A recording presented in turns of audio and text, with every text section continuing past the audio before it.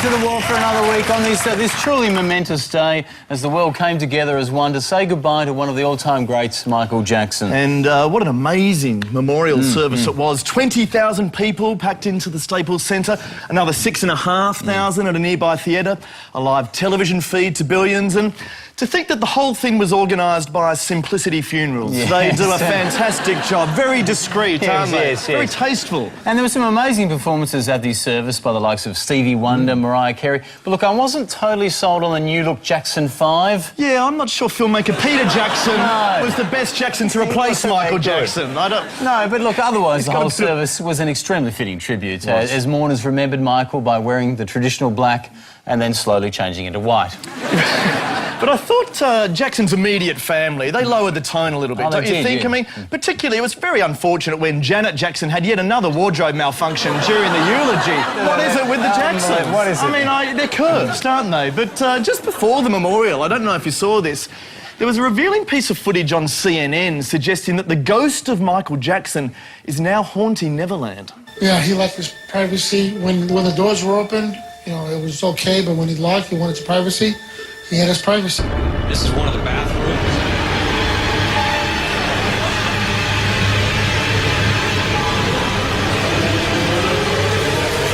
As if that's Michael Jackson. Oh, look, don't be so quick to judge. I mean, we did some further tests on the footage, and you tell me that this isn't the ghost of Michael. And if you still need further proof, then I think this settles the question pretty clearly. But I think more than anything what we've learned in the past couple of weeks is just how much pressure Jacko was under and how he sought refuge in his own little world. Yeah, well, it's not just Jacko. I mean, it's true of all celebrities. Like this week when Tom Cruise and Katie Holmes flew into Melbourne, a lot of people had to go at them for all the extra security and staff they asked for at their hotel, Crown Towers. Personally, I don't think they had enough special treatment. I mean, Tom Cruise is a guy with some very unique needs. So we laid some groundwork in Melbourne this week to ensure that he'd have a comfortable stay. Hi, ma'am. Hi.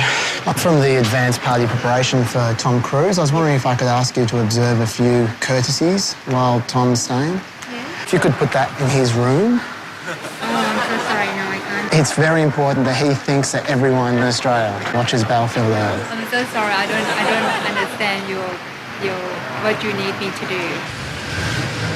Sorry, sir. I'm from Mr. Cruise's advanced preparation team. You don't mind if I scan your store with this e-meter for negative vibes? Okay. To make sure everything's okay. Thank you. Can you please remove that, sir? Yeah, sure. Thank you. Can remove those Tic Tacs as well. Very negative. Thank you very much. Let's scan you. Yeah, this is fairly negative energy coming from you, sir. If it's possible for you to just leave the area. All right. And he flips out when he sees drugs. It's against his religion. So I'm wondering if you could just remove from display all the medicines. All the medicines? Yeah, just all the medicines. I want to protect you for his temper. You are somewhat less vertically challenged than Tom is, and he gets very sensitive about that. So if you could possibly... a little more.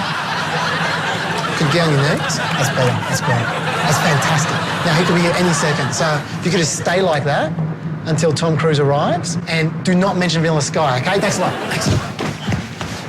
Hello. I was wondering if I could just make a few requests before Mr. Cruise arrives. Why don't you take a seat and I'll get someone who can help you. Thank you. Do you mind if I just test that couch right there? Yeah, you can. Fantastic. Thank you very much. Woo! Oh, OK. Yeah, that's right. Legs are building. It's too soft anyway. Tom will hate it. Look, Thank you. We're on the same side.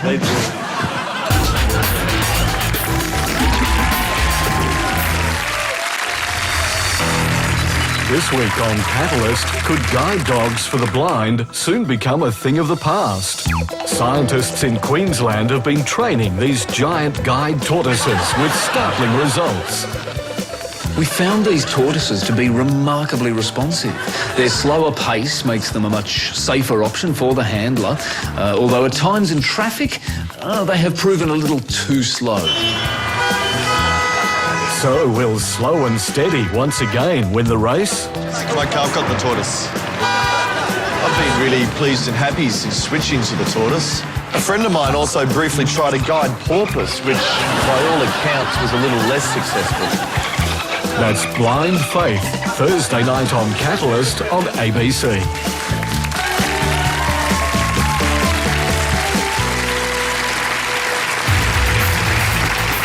And to politics now, and Kevin Rudd, Andrew, is jet-setting around the globe once again. This time he's going to Italy, where he wants to meet the Pope so that he can help make Mary MacKillop a saint. Yeah, it's the other way around, Jules. The Pope wants to meet Kevin because he wants some tips on how to become more pious and self-righteous. Oh, right, OK. While he's in Italy, Rudd also is hoping to have some talks with Italy's Prime Minister, Silvio Berlusconi. Unfortunately, though, Berlusconi's actually just flown to Australia to join our Navy after he heard how much sex they're getting. Yes, the Australian Navy is a zoo magazine by the sea. Yeah, but look, having Rudd out of the country always makes it very difficult for us because, look, let's face it, even when he's in the country, he goes out of his way to avoid the chaser. Well, it's hardly surprising. He's the Prime Minister, you know, it's a very prestigious job in other countries. I mean, he can't be wasting his time with light entertainment TV shows. He's got more important things to do, like going on Rove. Yeah, look, I don't think going on Rove did him any favours. Did you actually notice how rude Rudd was during that interview? Check this out. Look at this. Here he is, giving the finger to Australian workers. Look at that. He's flicked the bird. Rudeness knows no bounds.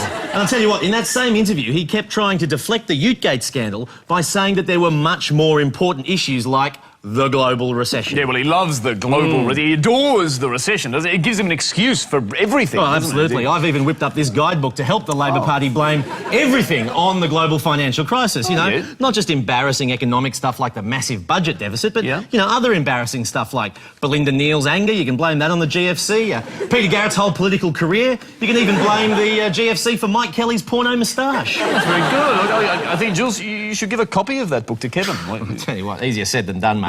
I've been trying to give it to him for the last month. I can barely get near him for more than 5 seconds. He never goes out walking, he's always out of the country. It's very frustrating, and, you know, it never used to be like this. No, not in the old days, was it? No. So I decided that if I couldn't get to Kevin, I'd go to one person who's always been accessible. G'day, Mr. Howard. Good morning. We've been trying to get to Mr. Rudd, but unfortunately he's always overseas and he doesn't seem to do a morning walk, so we're wondering if you can help us. We've got these 1001 Labor excuses, because I'm a little bit worried they're not using the GFC as an excuse for enough things. So we just want to get it to the new Prime Minister. You're the closest we can get. Would you mind taking it? No, look, I think your communications channels are better than mine. I wish. You work for an organisation that has very good communication channels with the government, so... well... I think you ought to rely on your own. But come on, Mr. Howard, isn't this fun? This is like old times, isn't it? You know, the federal police may have deserted you, the electorate's deserted you, the media's deserted you, but we're still here like old times. Well, it's very touching. Yeah. Look, it's good to be back. You're all heart. Yeah, we try to do what we can, so you won't take us? No, I don't have daily coffee with him. Oh, OK. All right, you don't catch up as much as you might? You know, not as much as legend has it. All right. You look after yourself. See you later.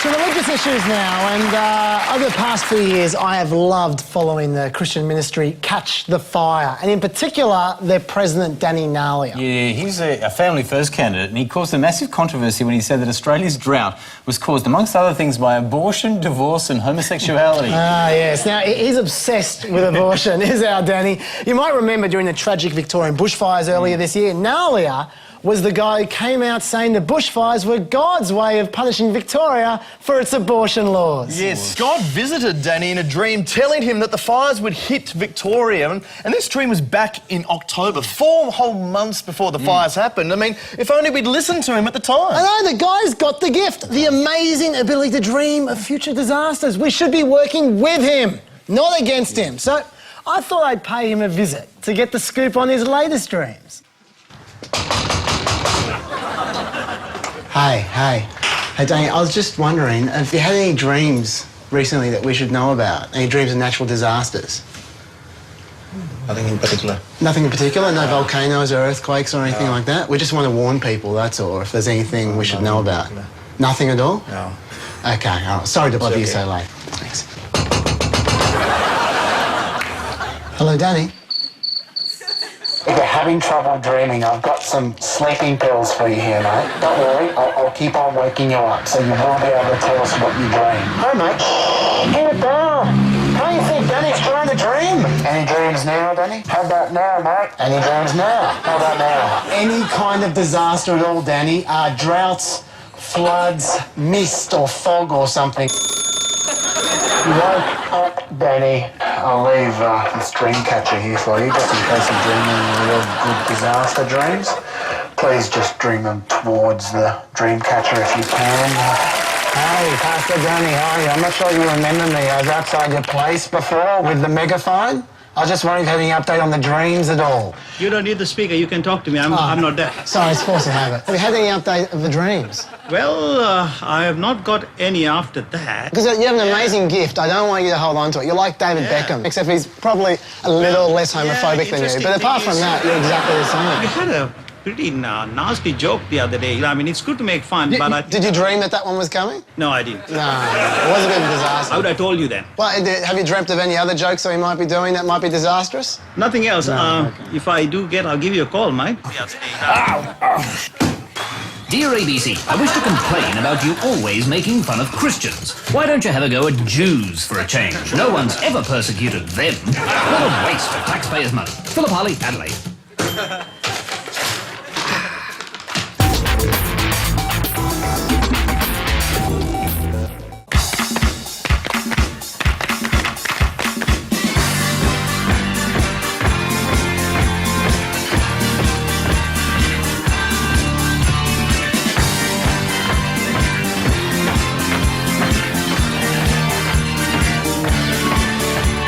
Aboard HMAS, the good ship called Success. It's tricky for a guy to score. The only options out at sea are the passing refugees, or you could pick up Tony Bullimore. My crew spent most of June behind Lisa McCune on the set of Sea Patrol. I even had a bet I could nail Tanya Zayeda, but the army said that's not her role. In the Navy, it's P&O, but with more booze. In the Navy, it's an X-rated pleasure cruise. In the Navy, the Fair Star may give you swine flu. In the Navy, but we can give you herpes too. In the Navy, life on board is out of hand. In the Navy, more dangerous than Afghanistan. In the Navy, more sexist than the Taliban. In the Navy, unloading seamen in the sand. We want you, we want you, we want you for another screw. Cruising the Atlantic, I try to be romantic, but misogyny is more my shtick. When I show the girls my sheath, they tell me not since Peter Reef has defense known such an ugly prick. In the Navy, new recruits have much to fear. In the Navy, 400 women shagged this year. In the Navy, Matthew Johns would love it here. In the Navy, yet people still think we're all queer. In the Navy.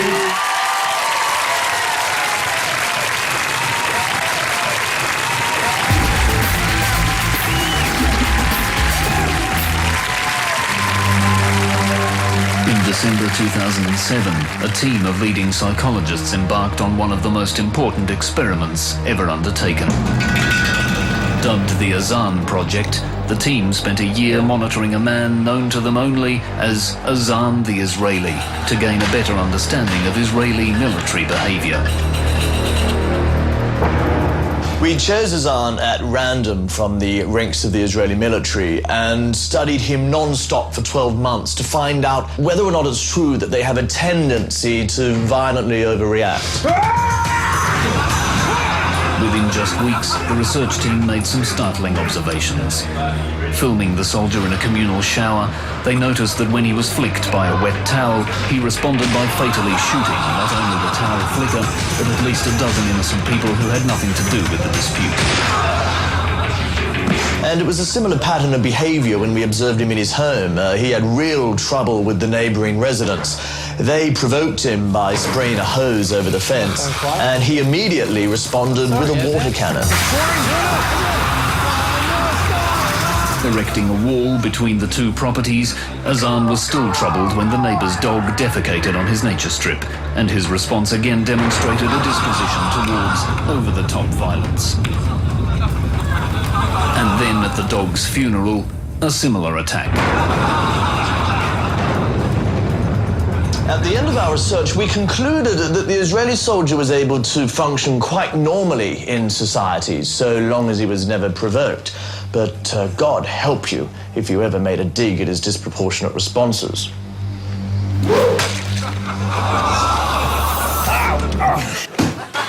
Dear ABC, I wish to complain about that sketch where you had to go at Jewish people. I'll bet you're too gutless to go the Muslims. Philip Harley, Adelaide.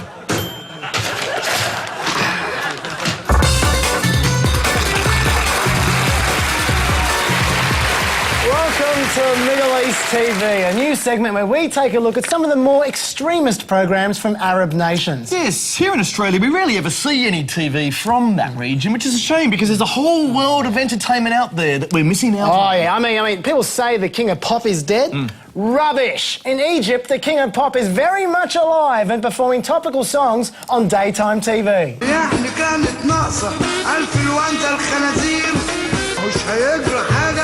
لو ماتت الخنازير أحسن تعيش الناس سليمة وطلت في الخنازير وطلت في الخنازير.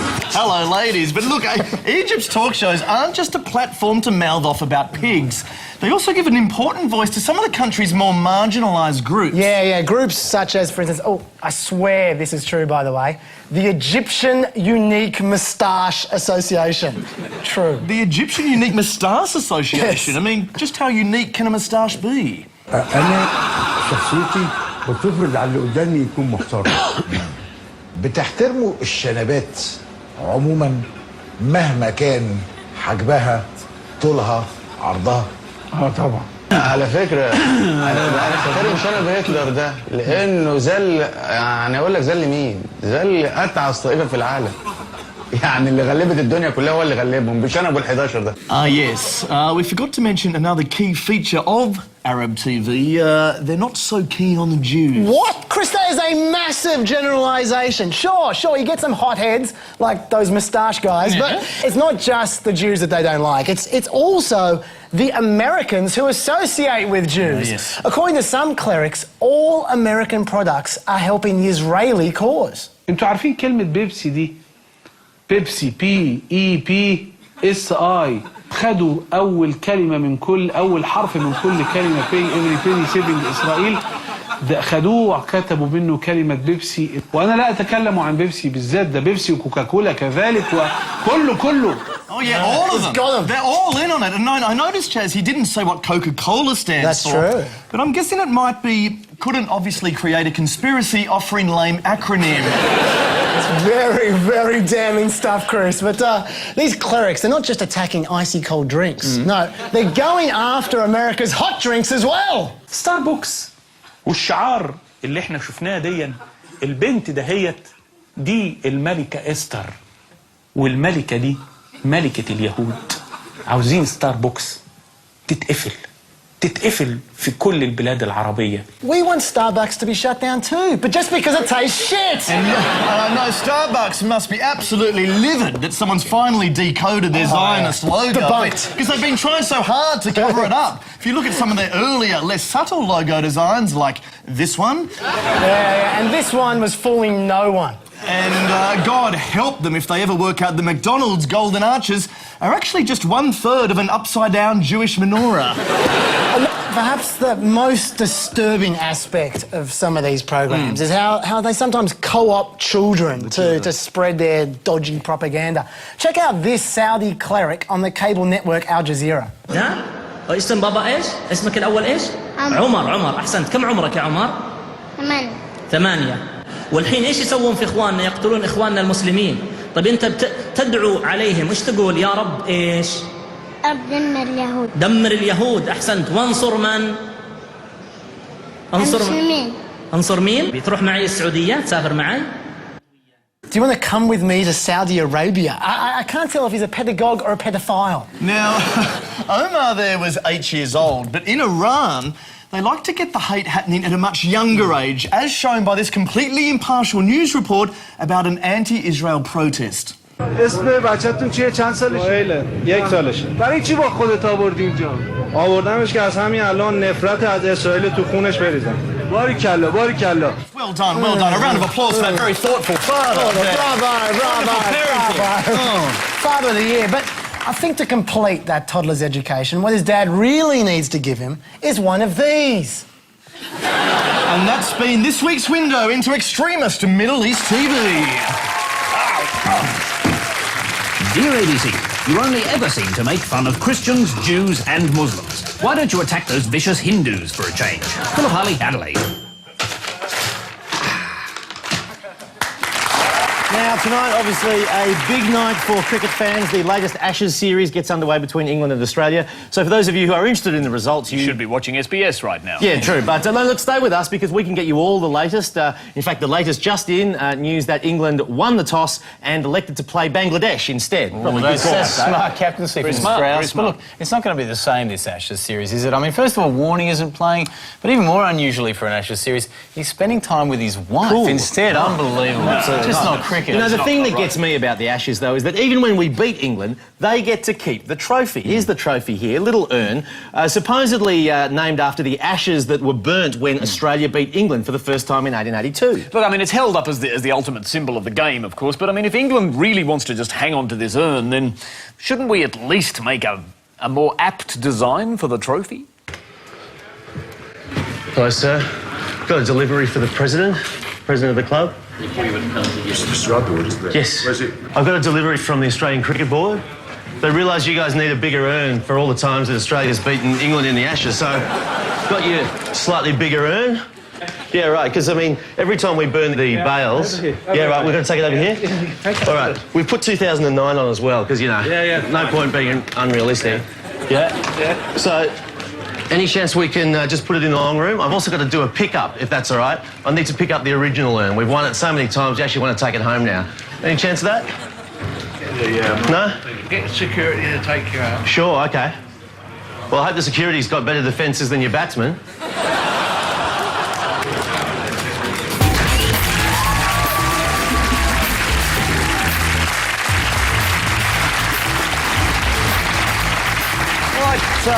Now, one of the business buzzwords of this century is outsourcing. Western companies saving money by using overseas workers. Well, it makes economic sense, doesn't it? That's why everyone's doing it. Well, they are, and in fact, it's on the rise. You know, we're all familiar with IT helplines, you know, customer service call centres being outsourced to India, you know, but it's spreading to other industries. I mean, even Baz Luhrmann has outsourced the cast for the DVD release of Australia. Look, it's a harsh reality, and I'm afraid to say even this program isn't immune. The ABC's been very keen to keep down production costs, so the rest of this episode tonight has been outsourced to India. So that's all from us here as we hand over now to the Chaser studio in Mumbai.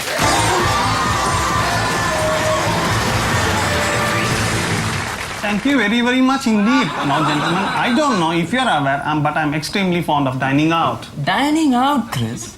I just love a good Rogan Josh. In fact, what annoys me about restaurants is how the waiter always offers you mango chutney. Oh, golly gosh. There's a mango chutney with everything. But imagine how bad it would be these days. Chutney waiters went beyond restaurants and popped in other places as well. Some mango chutney with your bucket. Mango chutney, sir, if you like some. It's great. Would you like some mango chutney with your tires? Or just even by yourself, some mango chutney? Would you like some mango chutney of salada?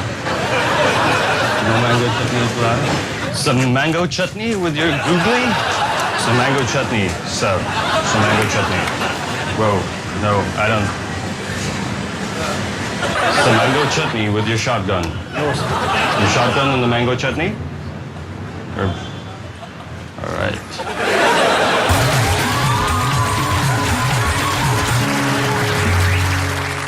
Excuse me, sir. Can I see your turban? It's very dirty. I think it needs a jolly good wash. That's going to be 1,000 rupees fine. Excuse me, sir. I'm afraid I'll have to give you a turban ticket. That color is so last season. Sorry, that's just how it is. No, excuse me, sir. I'm afraid that turban is far too extravagant. It's the turban of a pompous wanker.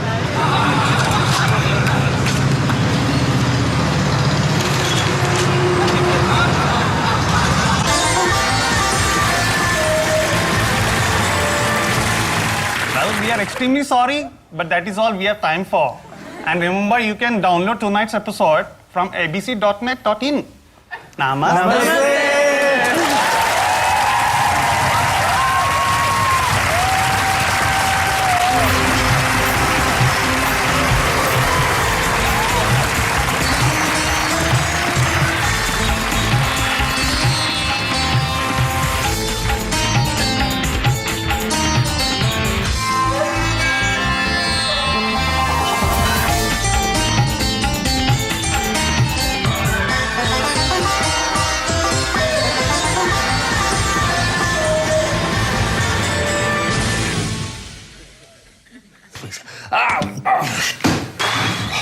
Dear ABC, there you go again, attacking Christians, Jews, Muslims, and Hindus. I bet you'd never have the courage to satirise Jedi. What a waste of taxpayers' money.